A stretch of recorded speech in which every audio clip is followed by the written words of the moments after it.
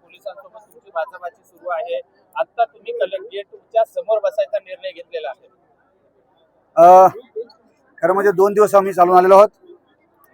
आम्ही शांततेच्या मार्गाने या कार्यालयाच्या आवारामध्ये बसणार होतो, परंतु खरं म्हणजे पोलिसांनी थांबवलं ते योग्यच केलं. आमची इच्छा खरं म्हणजे रस्ता रोकोचीच होती आणि ते त्यांनी त्यांच्या पद्धतीने सांगितलं आमच्यासाठी योग्यच आहे.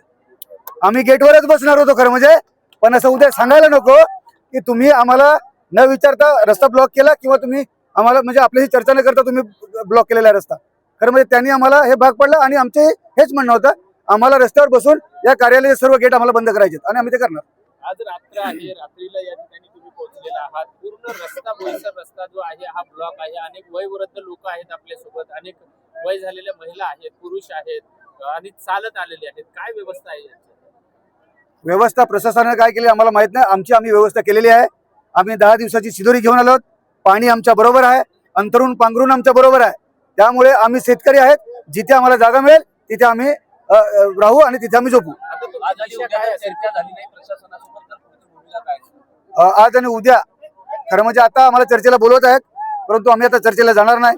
पूर्ण दिवसभर चालून सर्व कार्यकर्ते आणि आम्ही स्वतः सुद्धा आता थकलेलो आहोत. त्याच्यामुळे आजची रात्र आम्ही या ठिकाणी जेवण वगैरे करून विश्रांती घेऊया आणि उद्या मग चर्चेला आम्ही जाऊया. परंतु आता त्यांनी जी भूमिका घेतलेली आहे ती योग्य आहे आणि आम्ही रस्त्यावर बसून जाऊ. मेसेजवरून काय फोन करून तुम्ही कोणाला आवाहन केलं इथे येण्यासाठी? हे बघा, पालघर जिल्ह्यातील शेतकऱ्यांचे सर्वांसाठी हे प्रश्न आहेत.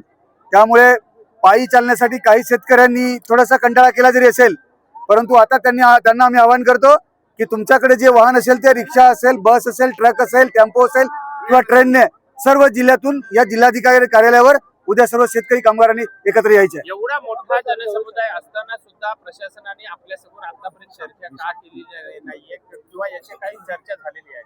हे बघा, आता आमदार विनोद निकोले यांनी जे सांगितलं